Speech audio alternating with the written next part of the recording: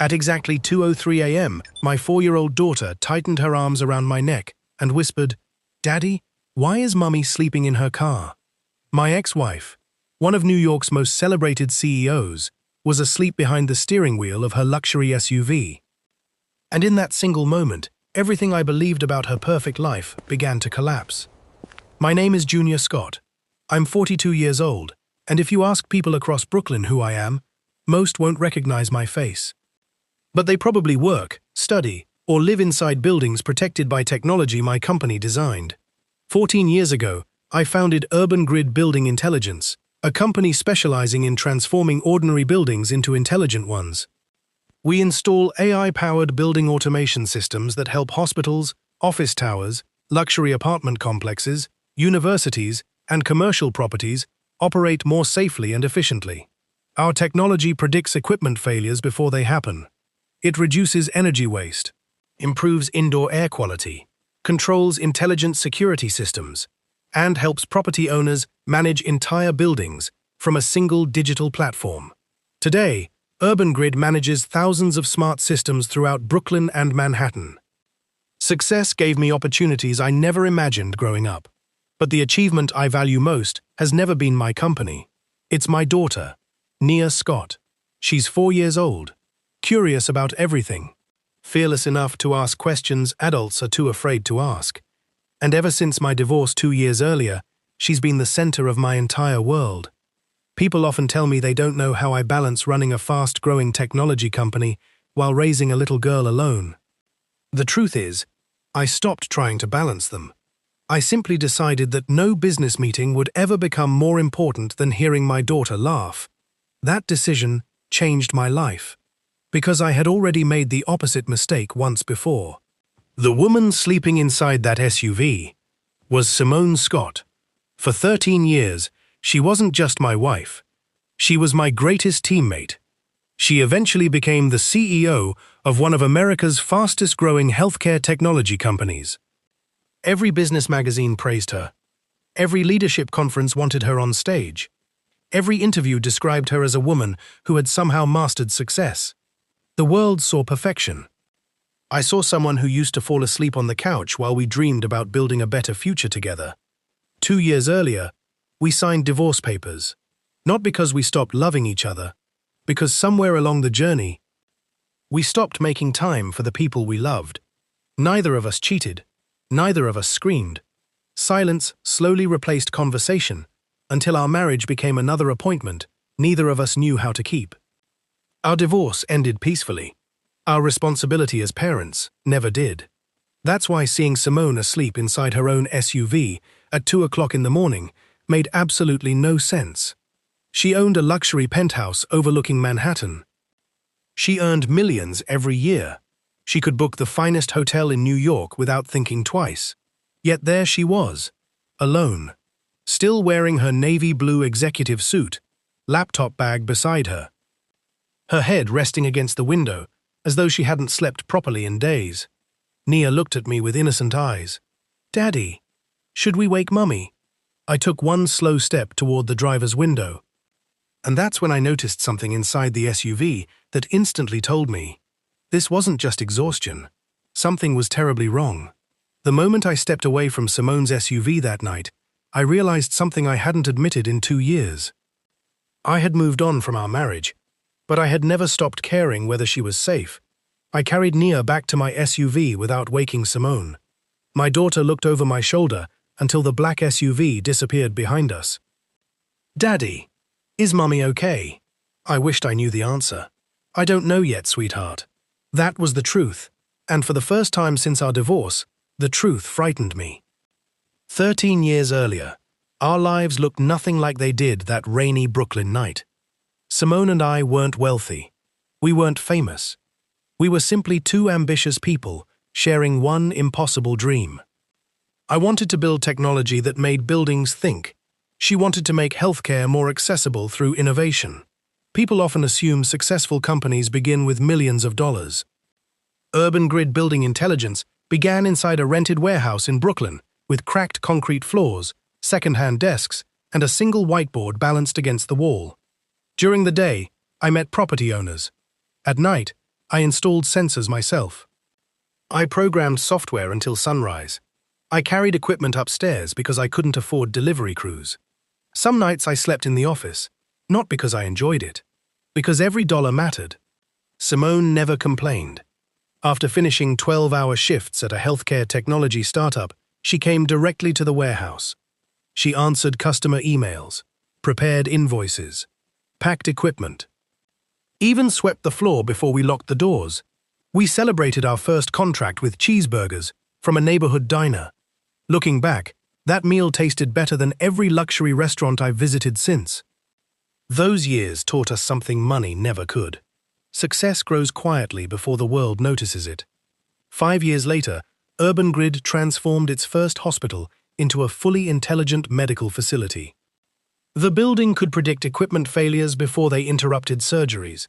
Energy consumption dropped dramatically. Indoor air quality improved.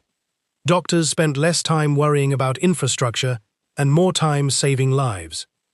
Word spread quickly. Universities called. Commercial developers called. Luxury apartment owners called. Eventually, some of New York City's tallest buildings trusted our technology every single day. At almost the same time, Simone's career exploded. Her ability to solve impossible business problems earned promotion after promotion. She became the youngest executive in her company, then Chief Operating Officer. Finally, Chief Executive Officer. The newspapers loved our story.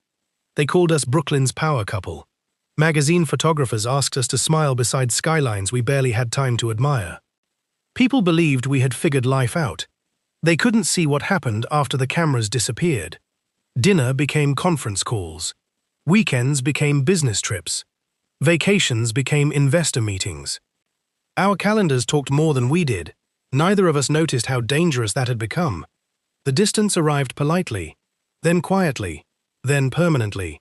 One evening, I came home carrying flowers for our anniversary. Simone was still inside a board meeting.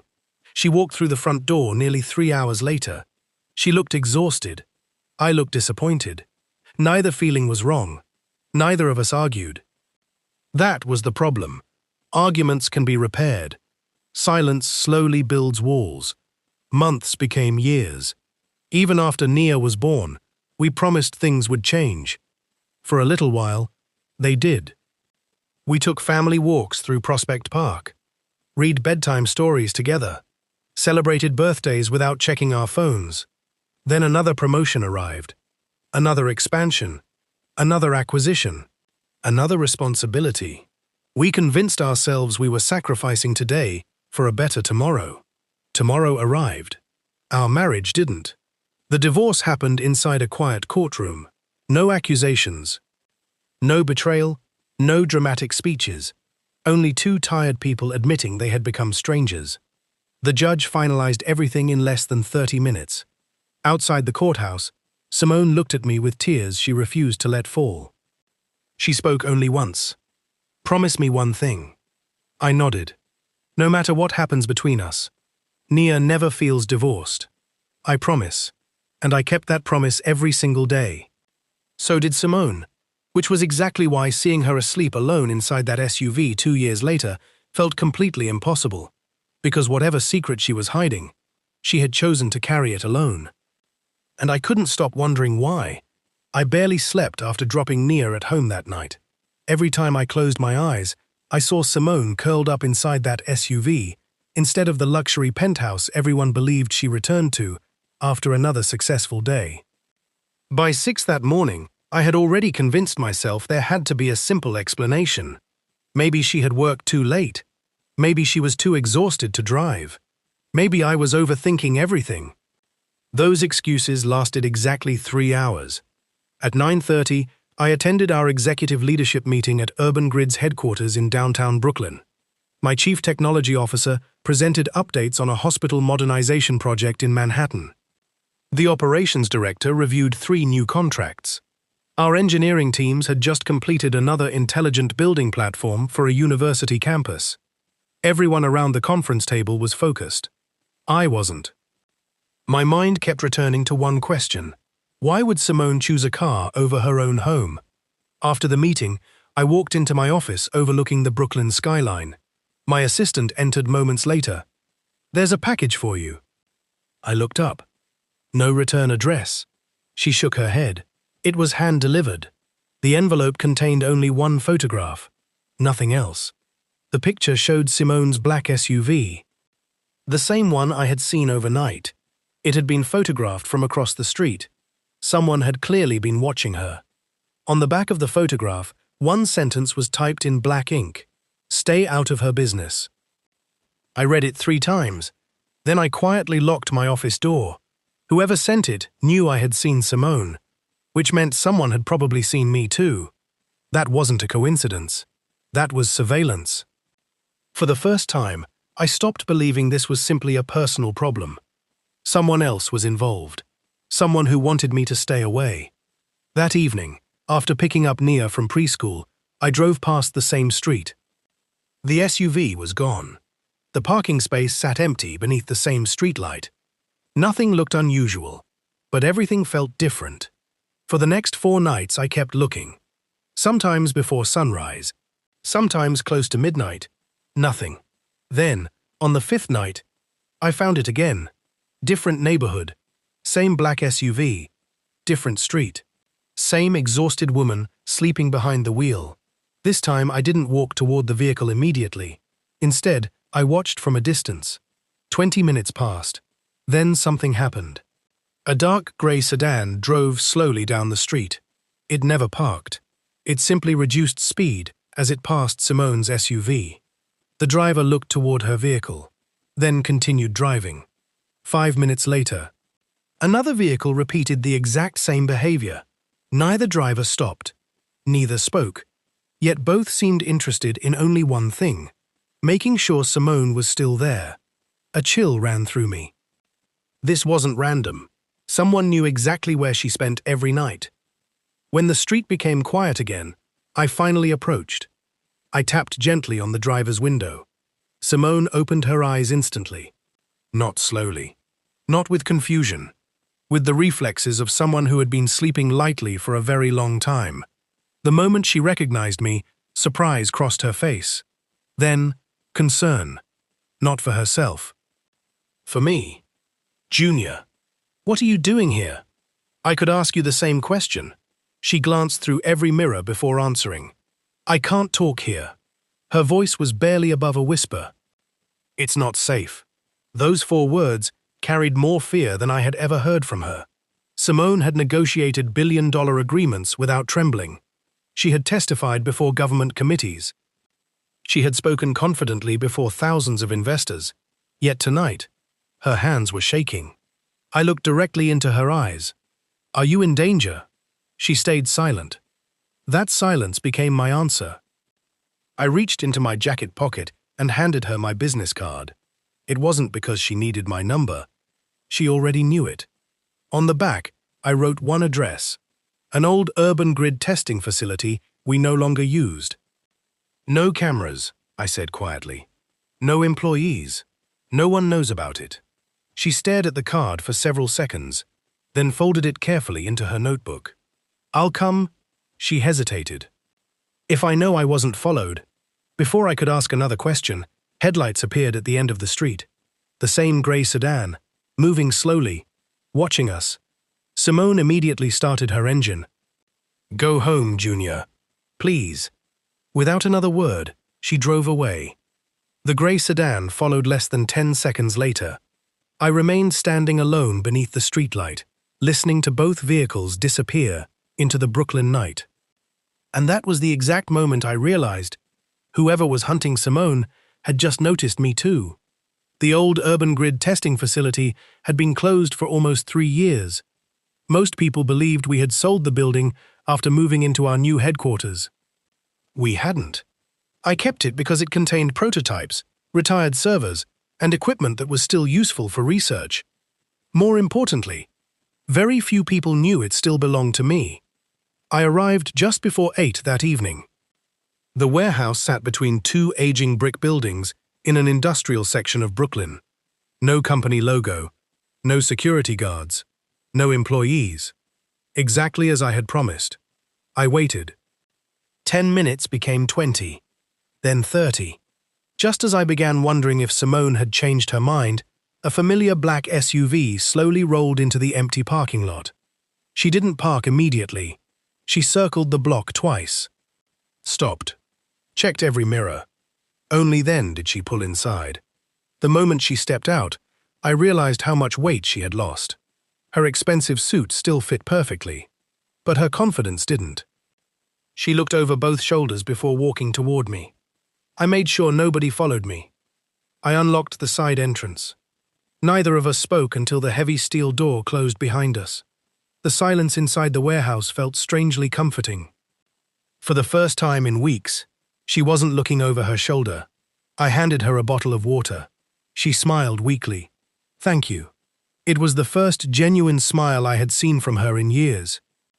I've been asking myself one question since I saw you that night. She nodded. I know. Why were you sleeping in your car? Simone lowered her eyes. For several seconds, she said nothing.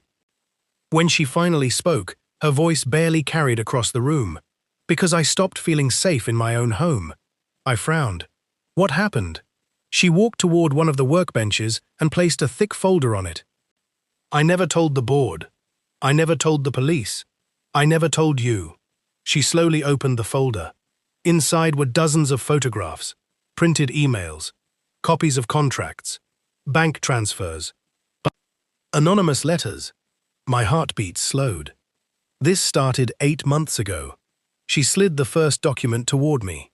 It was a proposal for a nationwide healthcare technology contract worth hundreds of millions of dollars. I refused to approve it. Why? Because the software wasn't ready. She looked directly into my eyes. The company developing it falsified its safety reports. I stared at her. If hospitals installed it, she finished my sentence. Patients could die. The room became completely silent. The board wanted the profits. The investors wanted the announcement. They kept telling me the remaining issues could be fixed later. But you refused. I refused. She nodded. So they found other ways to pressure me. She pushed another stack of documents toward me. Anonymous emails, threatening messages, photographs of her apartment, pictures of her entering restaurants, leaving board meetings, picking up coffee. Every movement had been documented. They wanted me to understand something. They were always watching. I remembered the message that had appeared on her phone. We know where you parked tonight. It suddenly made horrifying sense. I hired private security. They quit. I changed apartments. They found the new address. I reported suspicious activity. Nothing could be proven. So, she looked away. I started sleeping somewhere different every night. I couldn't speak. My apartment became predictable. My car didn't. You've been living inside that SUV. For almost 6 weeks. I felt sick. Why didn't you tell me? Her eyes filled with tears. Because the moment I involved you, you became a target. I laughed bitterly. I became a target the moment I stopped beside your SUV. I know. She wiped her eyes. I'm sorry. Then she said something that completely broke my heart. I wasn't protecting myself, Junior. I was protecting you. And Nia. The warehouse fell silent again. Every assumption I had made during the past week collapsed. She wasn't hiding because she had done something wrong. She was hiding because she had refused to do something wrong. Millions of dollars, powerful executives, investors, corrupt contracts. None of it had convinced her to risk innocent lives. For the first time since our divorce, I wasn't looking at my ex-wife. I was looking at the same courageous woman who had once stayed awake beside me in a freezing warehouse, believing impossible dreams could become real. I closed the folder. You're not carrying this alone anymore. She immediately shook her head. No, it's too dangerous. I smiled calmly. You've forgotten something.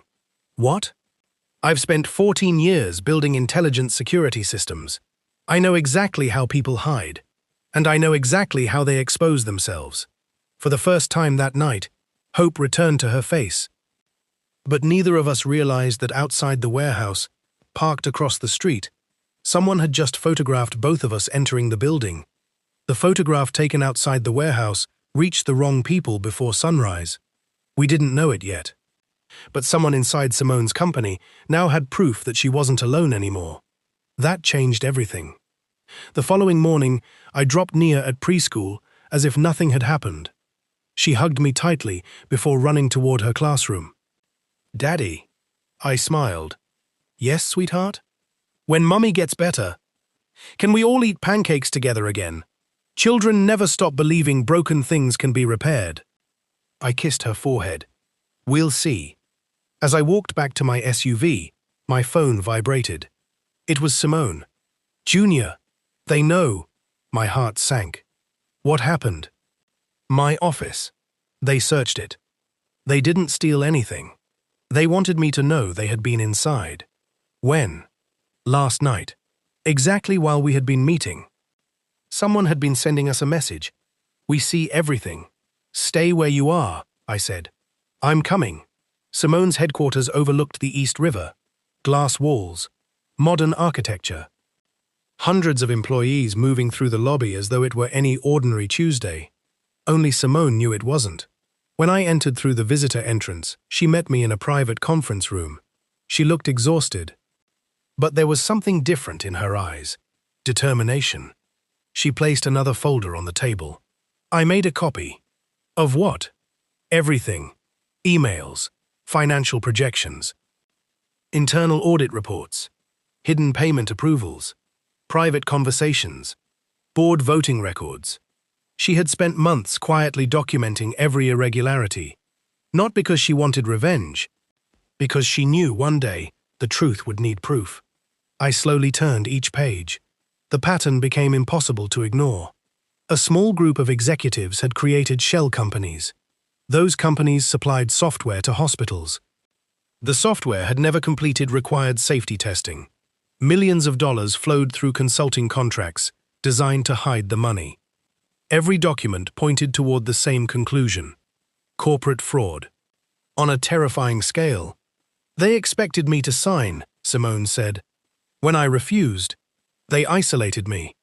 They hoped I'd eventually surrender." I looked up. "So why haven't they removed you as CEO?" She gave a tired smile. "Because they need my signature. Without it, the contract couldn't legally move forward." For 8 months, she had quietly stood between corruption and thousands of innocent patients. Alone. I leaned back in my chair. "They underestimated one thing." She looked at me. "What?" "They assumed only healthcare experts could uncover this." I opened my laptop. "They forgot who designs intelligent security systems." Back at Urban Grid, I assembled a team of 3 people I trusted with my life. Not executives, not lawyers, engineers. People who believed evidence mattered more than opinions. Inside our cybersecurity laboratory, we began reconstructing months of digital records, building access logs, server authentication histories, visitor registrations, security camera metadata, deleted network activity. Modern buildings remember everything. Doors remember. Elevators remember. Servers remember. Most people simply don't know how to ask the right questions. 48 hours later, we found it. Someone had entered Simone's executive office at 1:47 a.m. Their employee access card had been disabled months earlier. Yet somehow, the system still opened the door. "That's impossible," one engineer whispered. "No," I shook my head. "It's intentional. Someone inside the company had secretly restored restricted credentials. Not by accident, by design." Then another discovery appeared. Security footage had been deleted. Or at least, someone believed it had. Urban Grid's recovery software reconstructed fragments hidden inside the storage array. The video wasn't complete, but it was enough. 3 executives, 1 outside consultant, boxes of confidential files, a laptop connected directly to Simone's computer. One of the men looked directly toward the camera before disconnecting it. He believed the recording had disappeared forever. He was wrong. I immediately called Simone. "I found them." Silence. Then one question. "Can you prove it?" I looked at the recovered footage. The timestamps, the access records, the copied files. "Yes," She didn't speak for several seconds. When she finally answered, her voice trembled. Then tomorrow. Everything changes. The emergency board meeting began at 9 o'clock the next morning. Every director sat around the polished oak table, expecting another routine discussion. None of them knew Simone had invited one additional guest. Me. The room became silent as I carried a single encrypted hard drive toward the conference table. One executive laughed softly. "Mr. Scott, I believe this meeting is confidential." "It is," Simone replied calmly. "Which is exactly why he's here. For the first time in months, the people who had manipulated contracts, threatened their own CEO, and believed they were untouchable, were no longer controlling the room. They were about to face something they had never expected. Evidence that couldn't be erased. The boardroom had never felt so quiet. Floor-to-ceiling windows overlooked the Manhattan skyline, but nobody was admiring the view anymore. Every eye was fixed on the encrypted hard drive resting in front of Simone. One director cleared his throat. "What exactly is this about?" Simone didn't answer immediately. She looked at each person around the table. For months, she had walked into this room carrying fear. Today, she walked in carrying the truth. She turned toward me. "Junior." I nodded and connected the drive to the conference room screen. The first image appeared. Building access logs, dates, times, employee credentials. Then came the recovered security footage. The room fell silent. Nobody spoke. 3 executives appeared on the screen entering Simone's office long after midnight. One of them disconnected the security camera. Another copied confidential files. A third removed several folders from a locked cabinet. The timestamp matched the access records perfectly. One board member leaned forward. "Is this authentic?" I calmly replied. The footage was reconstructed using Urban Grid's forensic recovery platform. The access logs were obtained directly from your building automation servers. They cannot be altered without leaving another digital footprint. Another director looked toward the executives sitting at the opposite end of the table. None of them spoke. Their confidence had disappeared. Then Simone opened the second folder. The surveillance. Photographs appeared one after another. Her apartment, her vehicle, restaurants, coffee shops, parking lots. Every image carried dates and locations. They wanted me to believe I was never alone. She paused. They succeeded. One elderly director slowly removed his glasses. "My God." "They were stalking you." Simone nodded. "For 8 months." The chairman stood. "I believe this meeting should end immediately." "No," Simone answered firmly. "It ends today." She placed one final document onto the table. The anonymous payment records. The transfers connected every shell company, every consulting agreement, every fraudulent invoice, every illegal payment. The evidence completed the picture. One executive finally broke the silence. "This isn't what it looks like." Simone looked directly at him. "It looks exactly like what it is." He stood abruptly. "You have no idea how business works." "No," she answered calmly. "I know exactly how integrity works." Security officers entered the room less than 2 minutes later. Not because anyone shouted. Not because anyone fought. Because the chairman had quietly pressed the emergency security button beneath the conference table. One by one, the executives were escorted from the room. None of them looked toward Simone. None of them looked toward me. For the first time in months, they weren't controlling anyone anymore.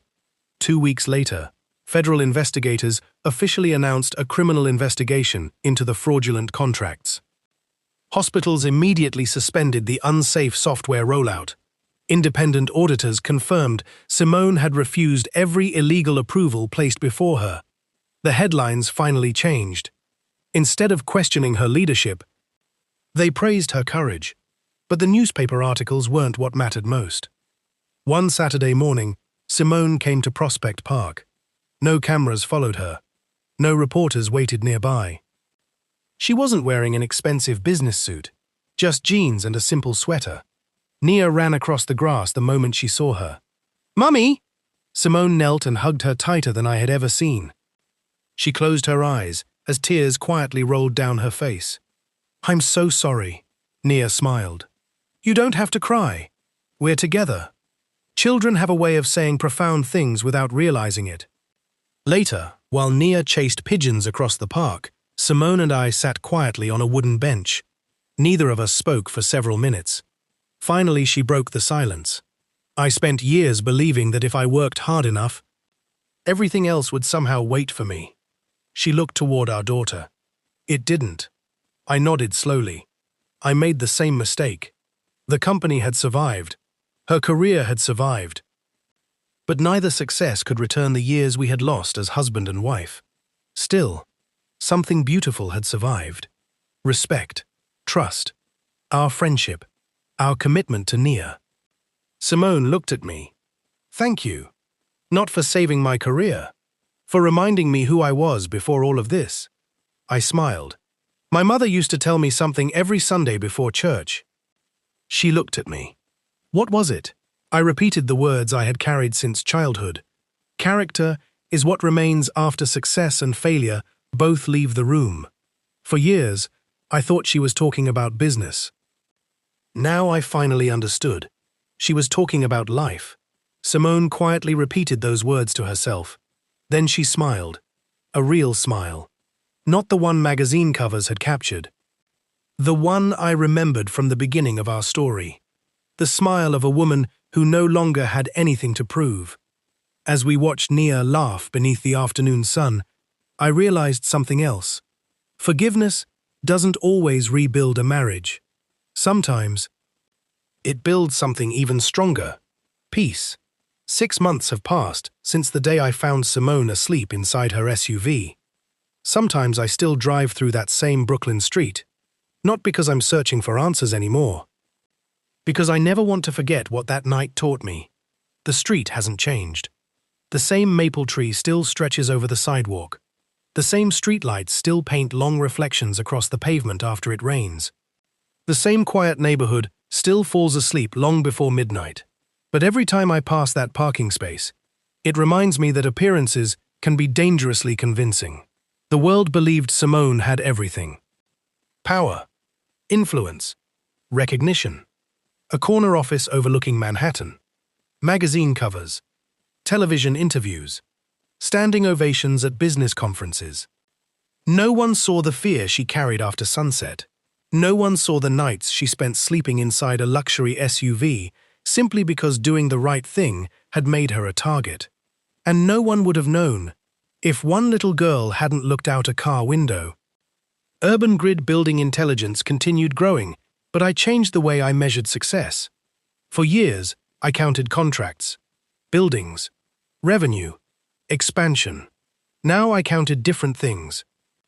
Breakfasts with Nia before school, Saturday mornings without checking my phone, walking her to the park, listening to stories that only a 4-year-old could invent. Those moments became my greatest achievements. The board at Urban Grid noticed the change. Meetings became shorter. Family leave became more generous. Weekend emails disappeared. Managers were encouraged to go home before dinner whenever possible. One executive asked me why I had changed so many company policies. I smiled, because healthy companies are built by people who still have a life outside the office. Nobody argued. Productivity actually improved. Sometimes the best business decision has nothing to do with business. Simone also rebuilt her life. She remained CEO, but on very different terms. The corrupt executives were gone. Independent directors joined the board. New compliance systems were introduced. Transparency became more valuable than quarterly profits. Whenever hospitals signed new technology agreements, they knew one thing: patient safety would never again be negotiable. She also made another promise. No board meeting would ever cause her to miss one of Nia's important moments. And she kept that promise. Every school performance, every parent conference, every birthday. She was there. Not as a perfect mother, as a present one. People often ask whether Simone and I ever got married again. The answer is no. Some stories aren't about finding your way back to the same relationship. They're about becoming better people because of what you survived together. We stopped trying to rewrite the past. Instead, we focused on writing a better future for our daughter. Nia never had to choose between her parents. She grew up knowing that love doesn't always disappear after divorce. Sometimes it simply changes its shape. One evening, after her school music recital, the three of us walked back toward the parking lot. A light rain had just ended. Nia suddenly stopped walking. She pointed toward an empty parking space beneath a maple tree. "Daddy," I looked at her. "Isn't this where we found Mummy sleeping?" I quietly nodded. "It is." Nia smiled before taking both our hands. "I'm happy nobody sleeps in cars anymore." Neither Simone nor I spoke. We simply looked at one another. That little parking space had once represented fear, secrets, loneliness. Now it represented something entirely different: courage, truth, healing, and hope. As we walked away together, I remembered the words my mother had repeated throughout my childhood. Character is what remains after success and failure both leave the room. Back then, I thought she was teaching me how to become successful. Now I understand. She was teaching me how to remain human after success arrived. Because companies can be rebuilt, reputations can recover, fortunes can return. But if character disappears, nothing else truly matters. If you're listening to my story today, remember this. Never assume someone's life is as perfect as it looks from the outside. Some of the strongest people you admire may be fighting battles you'll never see. Choose compassion before judgment. Choose integrity before convenience. Choose family before ambition whenever you can. One decision, made with courage instead of fear, can change not only your own life, but the lives of countless others. Thank you for spending this journey with me. If this story touched your heart, subscribe and turn on notifications. Tell me in the comments what you would have done if you were in my shoes.